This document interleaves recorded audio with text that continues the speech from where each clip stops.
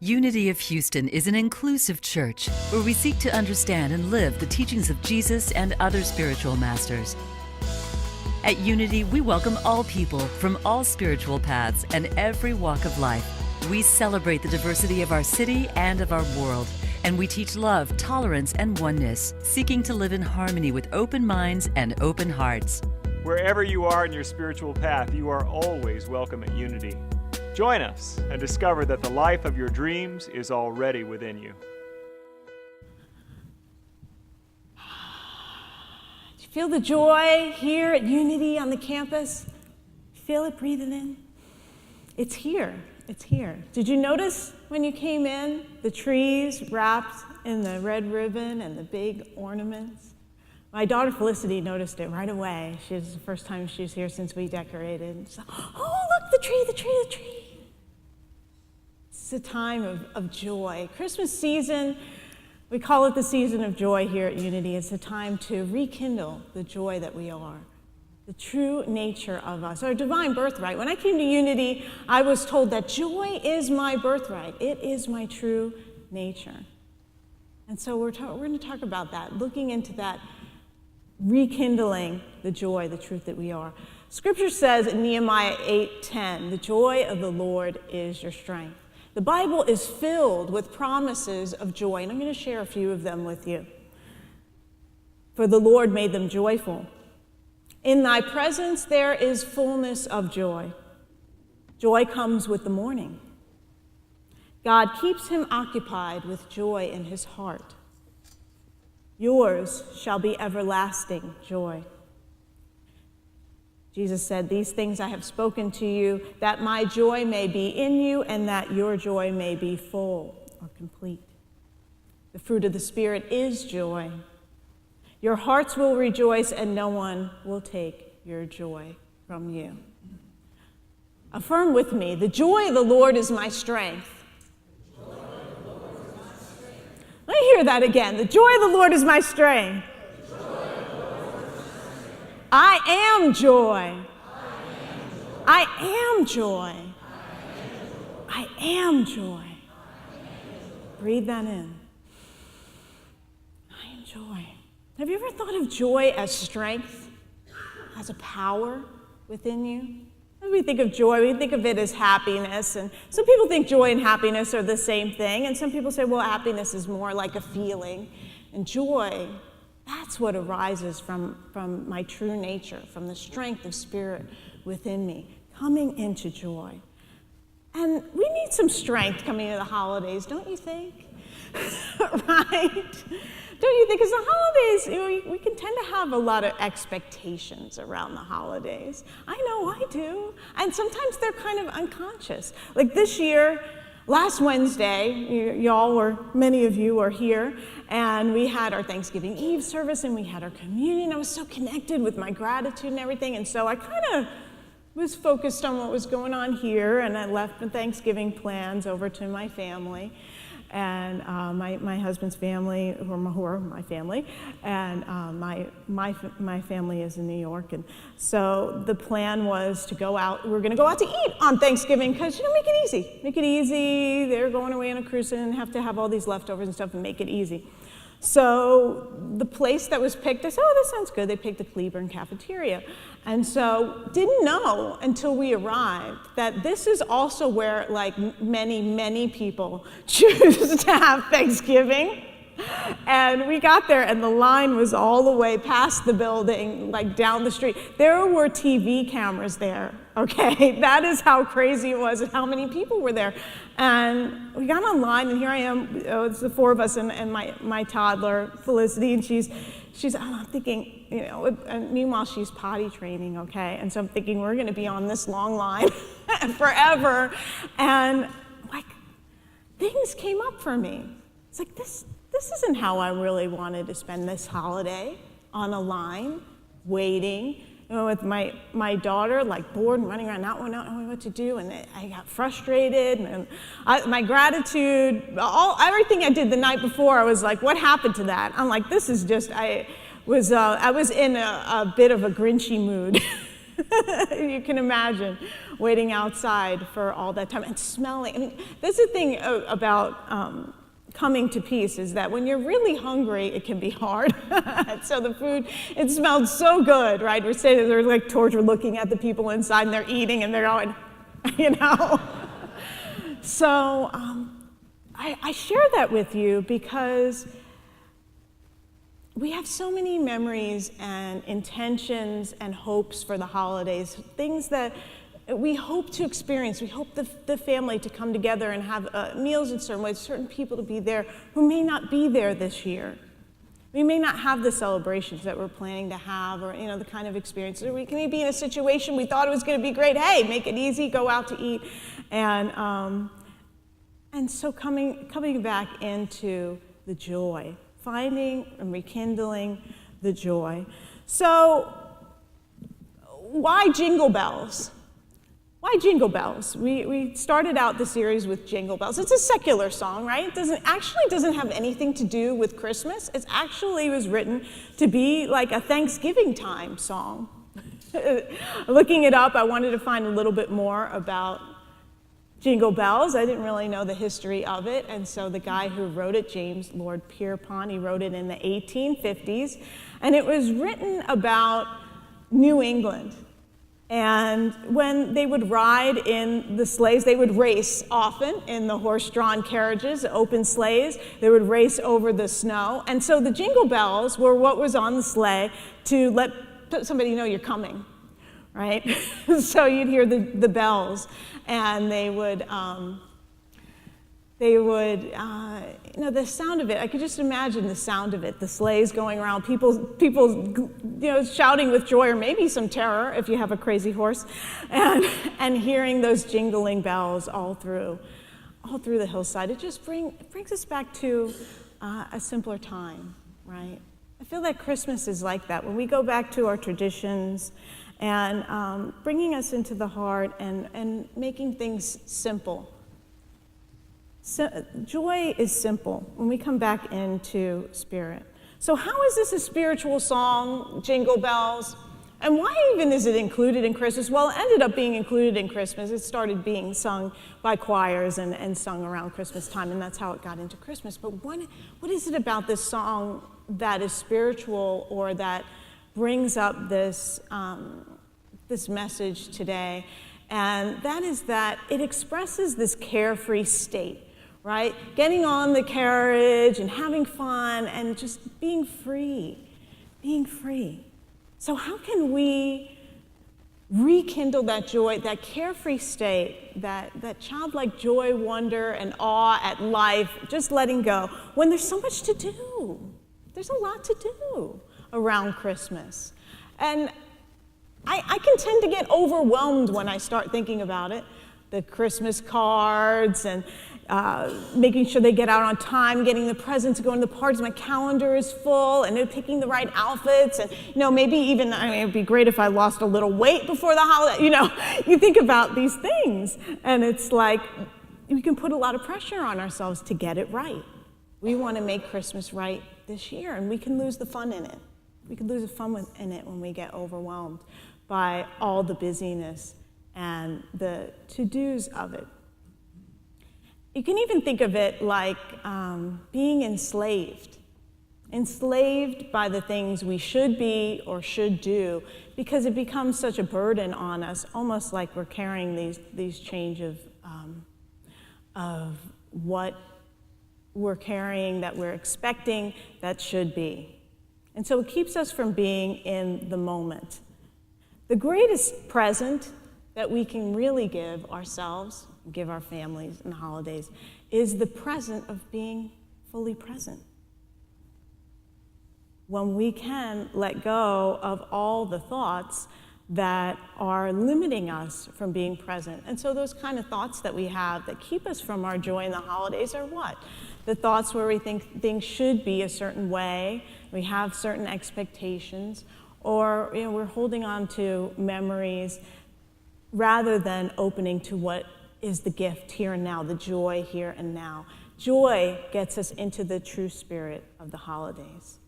I love this quote from our Unity co-founder, Myrtle Fillmore, and she talks about how we can get enslaved by the duties of the holidays.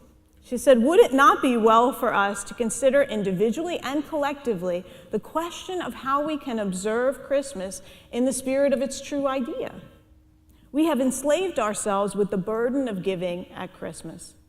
We have lost sight of the real spirit of giving when we spend ourselves and deplete our purses for the sake of conforming to the almost universal custom of exchanging gifts with our friends.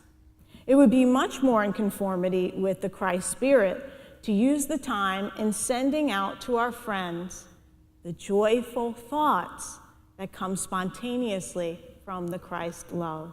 The gift is but the symbol of what we desire for our friends, right? Because we desire them to have love, right? To have joy. It's just a symbol. And we can get caught up in the symbol being a certain way or being received and everything. But when we begin by it coming from the space of joy, coming from a centering in spirit, then whatever we give, that's immaterial, really. It's the love that's being expressed. Because the love that we're expecting to receive in the holidays, all we can ever really feel is the own love and joy that we truly are. That's what we're feeling. We're feeling the love that we have for them and our own natural love that we are. So I ask you to consider how possibly you may have enslaved yourself during the holidays with to-dos, with things going on, with certain expectations that take away the joy. I invite you to let go of these, just to let it go. Not that you can't have intentions.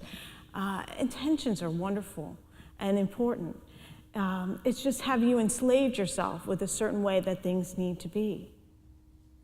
So the way that I address this for myself, that I just offer for you spiritually, some spiritual tools to approach the holidays, to open up to greater joy, is first to just allow yourself to feel the feelings that you're feeling as things come up around the holidays and experiences and stuff, just to be able to sit with it in meditation and allow it to be, to welcome it even, to welcome feelings of loss, feelings of even anger, or whatever it is that's arising for you, allowing yourself to be with it, because it's the resistance to it that makes it even more difficult to find our joy. Allowing it to be, creating the space for it.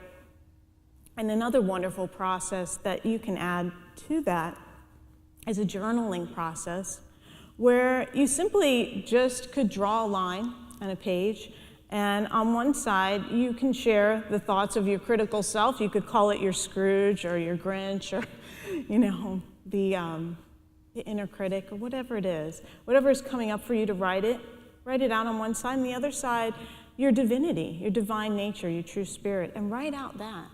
And just releasing that energy that you've been carrying with you of that's blocking your joy, just letting it go, just even seeing it for what it is. For me, when I just see what I wrote, I go, I don't believe that.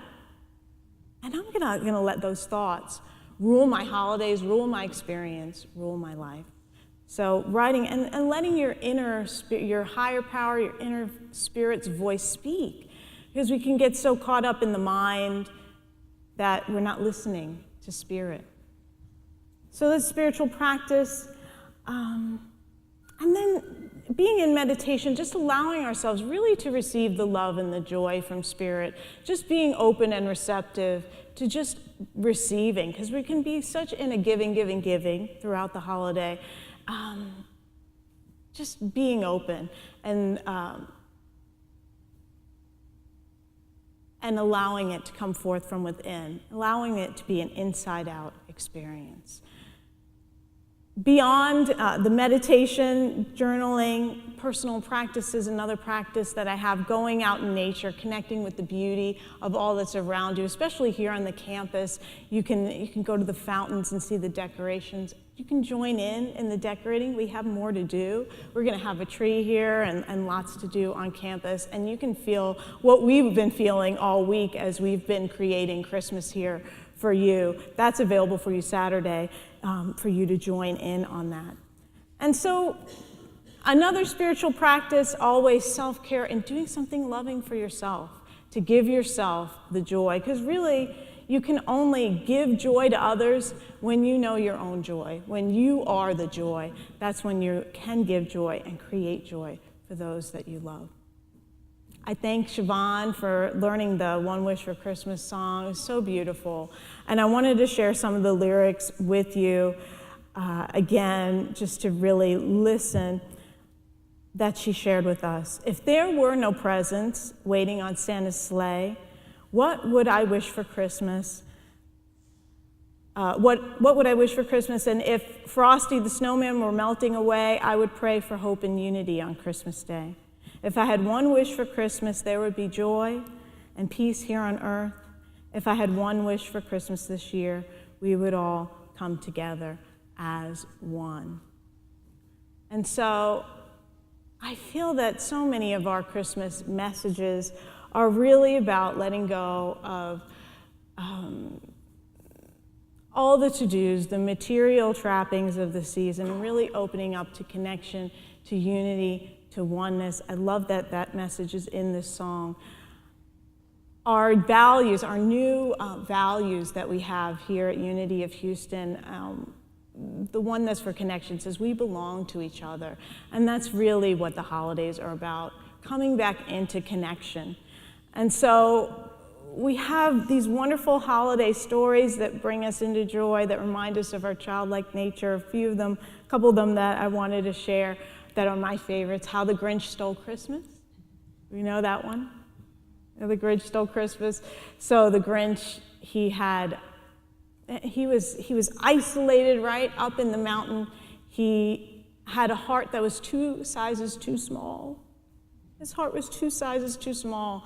And so he had separated himself out, and he was going to ruin Christmas and steal all the presents. And he thought he could steal the joy away from everyone by doing that, by taking all the things away. That's what he thought Christmas was. And of course, we know that when he opened up his heart, that he came into a genuine connection with people. When he came out of isolation, separation, we can do that. We can separate ourselves. Even when we're with many, many people, we can separate ourselves mentally and feel like we're isolated, especially in this time of social media. You can have thousands of friends on Facebook and feel alone.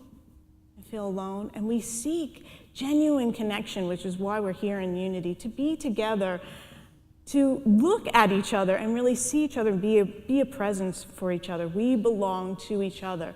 So the Grinch, he healed his heart. He opened it. It grew 2 times bigger because he came into a genuine connection, and that brought him into his joy. Another wonderful story at Christmas of coming into joy is A Christmas Carol, right? You have Scrooge, again, another person who's isolated himself, who separated himself because of his pain, his grief, his sorrow, his anger. And you see him, and he's this elderly man who's really been enslaved by work and money for many, many years. And you see him coming back into his heart as he sees his path and his childhood and the love that he's had in his life, and he's allowed redemption. And so it lets the spirits show up to let him know that joy is always available, no matter how much pain you've been in, no matter how much you've suffered and things mistakes you've made or pain you've caused, you can still reconnect to joy by reconnecting with others. And his connection with others through how he was guided by the spirits who visited him allowed him to be free again, to be in his own natural state of joy. So I invite you to pay attention these holidays when you're a Grinch, like I was a little bit on Thanksgiving, or a Scrooge. Remember how the Grinch and the Scrooge turned to their natural state of joy. Are you willing to return to your natural state of joy and be in that joy for the holiday season? I invite you to say yes. Who would say yes to turning to your natural state of joy? Yes, yes. So let Jingle Bells, as you hear it, you'll hear it many times, great song, let it alert you to awaken. The bells are ringing. Awaken to the joy that is within you and see the beauty around you, and allow the joy that you are to be your strength as you navigate the holidays. Let's say it again. The joy of the Lord is my strength. I am joy. And so it is. God bless you.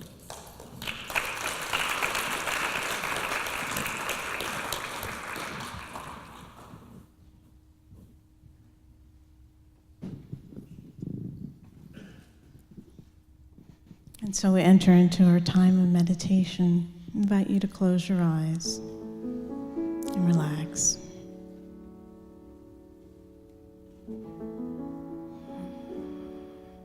So we imagine ourselves as the center of love, the center of joy, the center of peace. And we send those blessings out to the dear ones we have on our hearts today.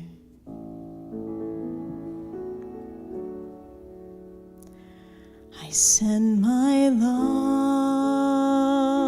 over the mountains. I send my love over the sea.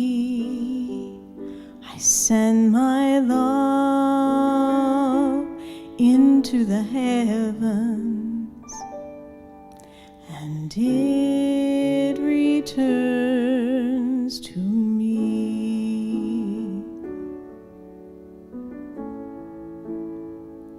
I send my joy over the mountains. I send my joy over the sea. I send my joy into the heavens, and it returns to me.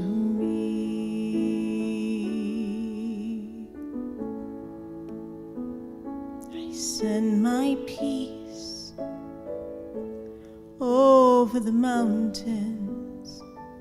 I send my peace over the sea.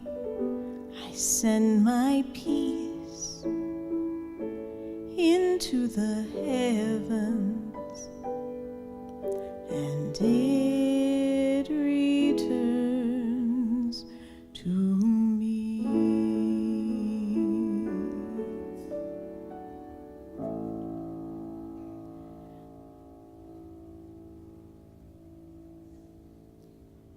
So I recognize that I'm free. I am free to send my joy, to shine my light, to share my peace, to be the radiant presence of love that I am.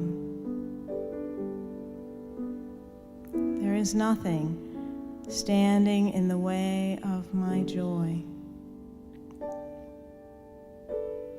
There is any situation that is weighing heavy on my heart in this moment, I turn it over to Spirit.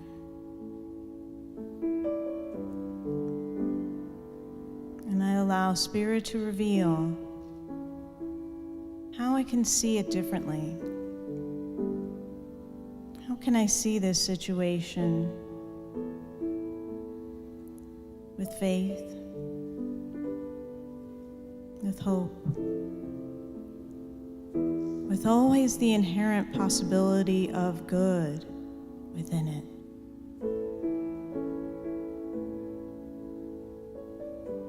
All things come from God, and all things have potential for good. And I remember that truth. And I listen to the guidance of Spirit as I rest in the stillness of the silence.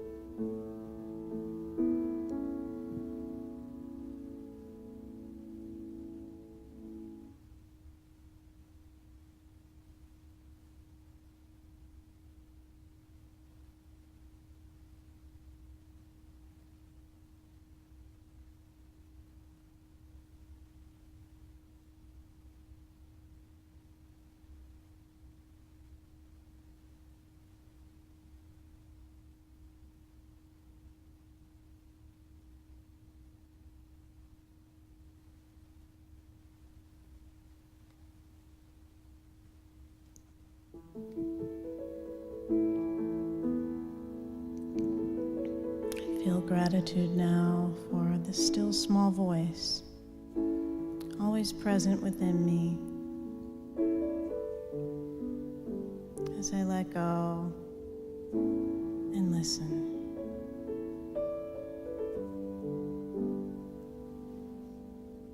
And so I allow myself to live in love, to live in light, to live in the peace and joy that I am as I go forward in gratitude. And so it is, and so we let it be.